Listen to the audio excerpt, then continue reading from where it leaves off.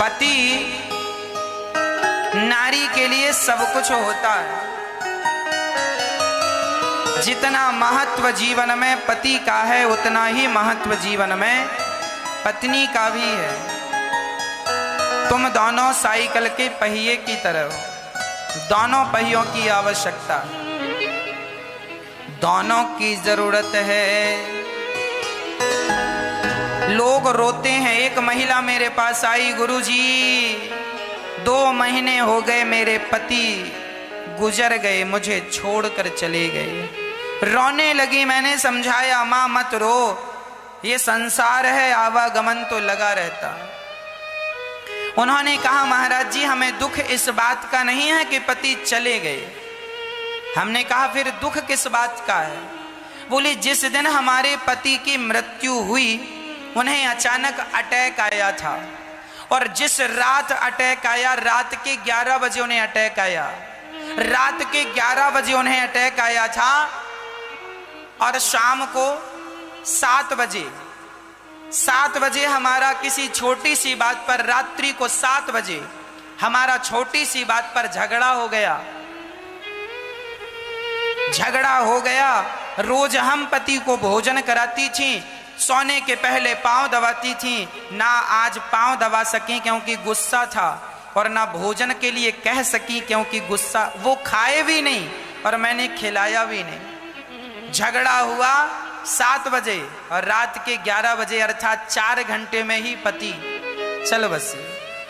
उस महिला को जीवन भर के लिए ये अफसोस बना रहा कि मैंने क्यों झगड़ा किया।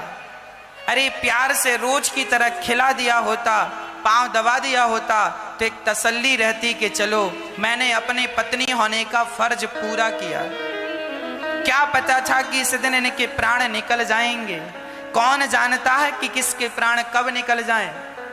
इसीलिए अपनों के साथ अच्छा व्यवहार किया करो। पता नहीं कौन सी श्वास आखिरी श्वास हो, कौन सी मुलाकात आखिरी मुलाकात हो जाए, कौन सी रात जिंदगी की आखिरी रात बन जाए। इसीलिए हर रात, हर क्षण, हर पल आनंद से जिया करो। अपनों को प्रसन्न रखा करो। अपनों का प्यार जरूरी है। अपनों को प्रसन्न रखो, खुश रहो। दोनों लोग, सभी लोग खुश रहा करो, हंसते मुस्कुराते रहा करो। पता नहीं कब मौका मिले हंसने मुस्कुराने का। इसीलिए हर पत्नी को चाहिए, हर पति को चाहिए। एक पति था, उसकी बहुत बड़ी फैक्ट्री थी। एक्चुअली उसकी कोई फैक्ट्री नहीं थी। उसको बड़ा लॉस हुआ तो पत्नी ने अपने सारे जेवर बेचकर अपने पति को पैसे दिया और कहा कि आप ये काम डालो। उन्होंने वो काम किया, छोटी सी फैक्ट्री बनाई, फिर बड़ी फैक्ट्री। वो इतना सफल व्यक्ति बन गया, पत्नी के धन से पत्नी ने अपना जेवर बेच कर दिया और पति तरक्की कर गया। अब बहुत बड़ी फैक्ट्री का मालिक बन गया। 100-200 कर्मचारी उसकी फैक्ट्री में काम करते हैं। तभी अचानक उसकी फैक्ट्री में एक लड़की आ जाती है, बड़ी सुंदर थी। उस फैक्ट्री के मालिक को वह लड़की अपने झूठे प्यार में फंसाने लगी और ये पुरुष फंसने लगा। फंसा लिया, उसके संग कॉफी पीता, उसके संग बैठने लगा। धीरे धीरे उस महिला ने इसे अपने वश में कर लिया और वो बड़ी सुंदर थी और वो कहने लगी, सुनो जी हमसे विवाह कर लो। तो इसने कहा, हमारी पत्नी है, बड़ी अच्छी है, हमारा बड़ा ख्याल, उसमें एक रत्ती कमी नहीं है, सब प्रकार से अच्छी है। आज तक उसने कभी मेरा साथ नहीं छोड़ा, हमेशा मेरे साथ खड़ी रही। अच्छा, अब वो पुरुष अपनी पत्नी को छोड़ने को तैयार नहीं था, पर ये जो महिला मिली ना उसे, ये बार बार प्रेशर दे रही थी, छोड़ दो उसे, छोड़ दो, छोड़। उसमें क्या रखा है, बूढ़ी हो गई है, हम तो अभी जवान हैं। और काम ही नारी प्यारी जिमें, पुरुष दुनिया में सबसे जीत सकता है पर स्त्रियों से हार जाता है। इसीलिए पुरुष दुनिया का सबसे बलवान व्यक्ति होता है, पर वह बलवान व्यक्ति एक स्त्री के सामने समर्पण कर देता है। इसीलिए पराई स्त्रियों में ना उलझा करो, नहीं तो क्या परिणाम होगा अभी सुनाता हूं। यह फैक्ट्री का मालिक उस स्त्री के चक्कर में उलझ गया। इसने कहा अपनी पत्नी को तलाक दे दो, क्या रखा है, उसकी बातों में आ गया। भड़काने वाले ना ऐसे ही भड़काते हैं। मंथरा ने भी कैकेयी को ऐसे ही कुछ भड़काया था। शकुनी ने भी दुशासन और दुर्योधन को ऐसे ही भड़काया था। वो महिला कामयाब होने लगी। आज इसके पति ने मन बनाया कि आज मैं बिल्कुल कह दूंगा कि अब, जबकि पत्नी की कोई गलती नहीं। पति आता था तो द्वार पर खड़ी होकर उसका झोला उतारती थी, उसके जूते अपने हाथ से उतारती, मोजे अपने हाथ से उतारती, गिलास भर पानी पिलाती, बहुत प्यार करती थी, बड़ी पतिव्रता नारी थी। आज इसके पति ने विचार किया कि मैं अपनी पत्नी को तलाक दे दूंगा। और इसी दिन इसकी पत्नी, बहुत दिन से इसके पेट में दर्द था, सो आज पड़ोस में डॉक्टर के यहाँ दिखाने चली गई। 6 महीने से दर्द था, पर लोग ना दर्द को दबाते, अरे ऐसे ही है ऐसे ही है। पर इसका दर्द जब बढ़ा तो बिना पति को बताए डॉक्टर के पास गई। और जब ब्लड सैंपल आया तो उस महिला को डॉक्टर ने बताया केवल 7 दिन की जिंदगी बची है तुम्हारी, तुम्हें ब्लड कैंसर हो गया है। कैंसर कौन सा? Blood cancer. ब्लड कैंसर सबसे खतरनाक होता। ब्लड में कैंसर हो जाए तो 7 दिन 10 दिन आयु रह जाती है व्यक्ति की। डॉक्टर ने लिखित में दे दिया 7 दिन में तुम मर जाओगी, क्योंकि तुम्हें ब्लड कैंसर हो गया है और वह पूरे शरीर में फैल चुका है। अब ये उदास हो गई और आज अभी तक पति को कुछ नहीं बताया, पर सोचने लगी अपने पति को बताऊंगी कि बस मैं 7 दिन की मेहमान हूं। द्वार पर खड़ी थी, ये सोच करके पति से कहूंगी कि मैं 7 दिन की मेहमान हूं। और तभी पति आया, और पति तो उस महिला के चक्कर में था। उसने आते ही कह दिया, सुनो हम आप तुमसे कुछ कहना चाहते हैं। जबकि पत्नी भी कुछ आज कहना चाहती थी कि मुझे 7 दिन में मरना है, और पुरुष ने कह दिया सुनो मैं तुमसे कुछ कहना चाहती हूं। हाँ हाँ कहिए। मैं तुम्हें तलाक देना चाहता हूं। पत्नी ने जब सुना कि मेरे पति मुझे तलाक देना चाहते हैं, तो उस महिला ने एक बार पूछ लिया कि तलाक क्यों देना चाहते हैं? बस यूं ही देना चाहते हैं? वो बताया नहीं कि मेरा किसी स्त्री के संग चक्कर है, कह दिया तुम्हें तलाक देना है। अब वो महिला अपने पति से बोली ठीक है आप मुझे तलाक दीजिए, पर मेरी एक शर्त है। उसके पति को लगा शायद बहुत सारा पैसे की डिमांड करे, पर पत्नी समझदार थी। पत्नी ने कहा केवल 7 दिन तक आप मुझे जैसे पहले प्यार करते थे वैसे ही प्यार करोगे, 7 दिन बाद मैं आपको तलाक दे दूंगी। 7 दिन बाद मैं आपको तलाक दे दूंगी। उसके पति को लगा ठीक है 7 दिन की तो कहानी है। उसने अपने पति को यह बिल्कुल नहीं कहा कि मैं 7 दिन बाद मरने वाली हूं। उसने अपने पति के तलाक को 7 दिन में टाल दिया, क्योंकि उसे पता था कि 7 दिन है, प्यार से जी लेते हैं, शिकायतें तो जिंदगी भर रहती हैं, क्या शिकायत करना, अब रोना भी किस बात का, 7 दिन बाद तो मरना ही है। पति से कहा शर्त है आप हमें वैसे ही प्यार करेंगे जैसे करते आए। हाँ ठीक है।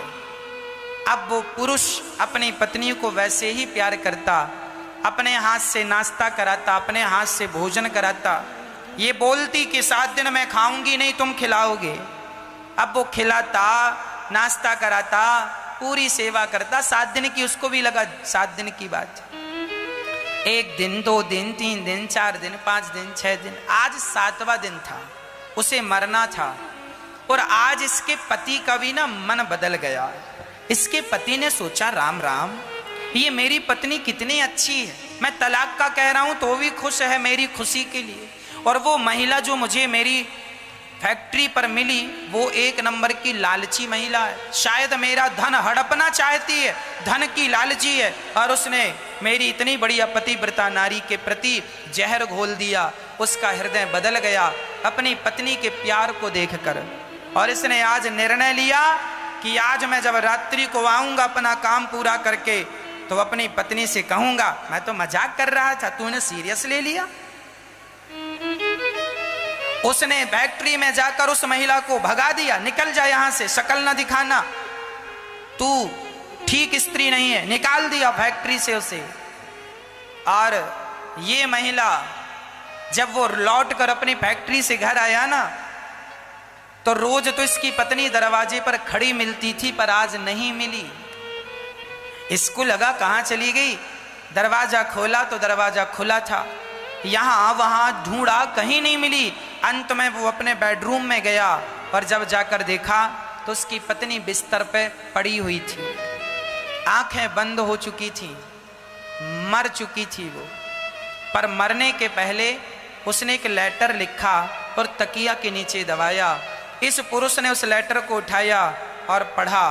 उसमें लिखा था, आपने जिस दिन मुझसे कहा कि मैं तलाक देना चाहता हूं, उसी दिन मैं आपको ये बतलाना चाहती थी कि मैं 7 दिन बाद कैंसर से मर जाऊंगी और मैं 7 दिन बाद आपसे आखिरी मुलाकात करूंगी। इसके बाद इस शरीर का शांत होना निश्चित है।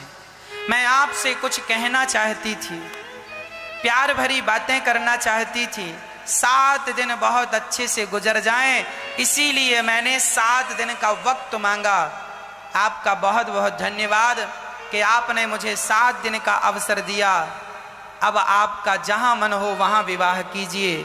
7 दिन का वक्त आपने दिया, इसके लिए धन्यवाद।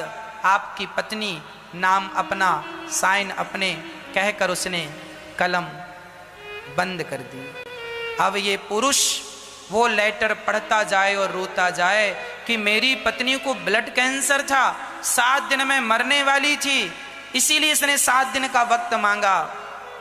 उस आदमी ने अपने आप को कभी माफ नहीं किया कि मैंने ऐसी सुंदर पत्नी को, पतिव्रता नारी पर क्या क्या अत्याचार ना किया। इन 7 दिन में, ये 7 दिन जो उसे सबसे ज्यादा प्यार की जरूरत थी, और इन्हीं 7 दिन में मैंने उसे सबसे ज्यादा जिंदगी भर का दर्द दिया, ये कहकर कि मैं तुझे तलाक दे रहा हूं। एक नारी के जिंदगी में इससे बड़ा दर्द और क्या होगा कि उसका पति कहे कि मैं तुम्हें छोड़कर दूसरी स्त्री से विवाह कर रहा हूं। इससे दर्दनाक एक स्त्री के जीवन में और कौन सी घटना होगी।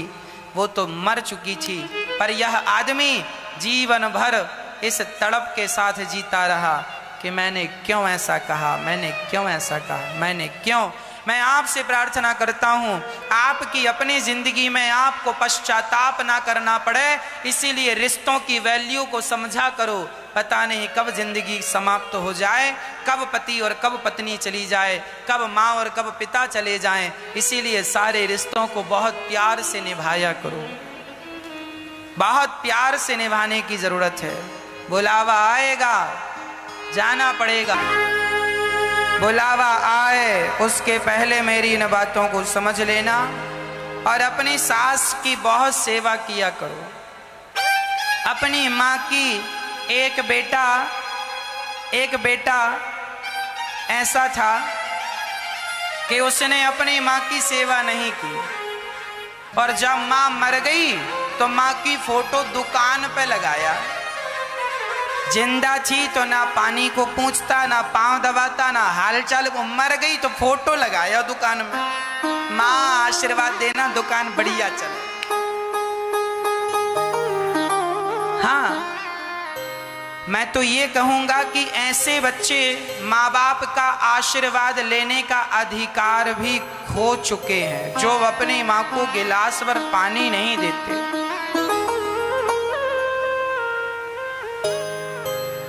जो बेटे अपनी माँ का सम्मान नहीं करते, जो बेटे अपनी माँ की सेवा नहीं करते, इन बेटों को ना माँ का आशीर्वाद लेने का भी अब कोई अधिकार नहीं।